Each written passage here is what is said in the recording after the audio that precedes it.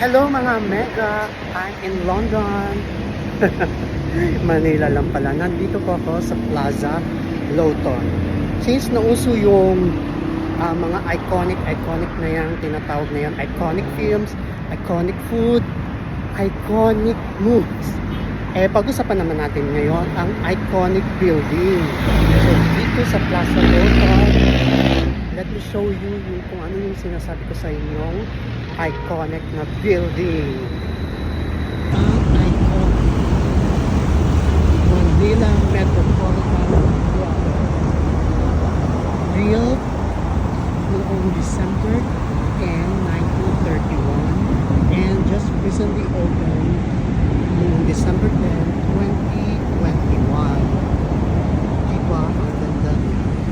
This is a perfect example of Art Deco architectural style. So this was designed by architect Juan M. Arellano.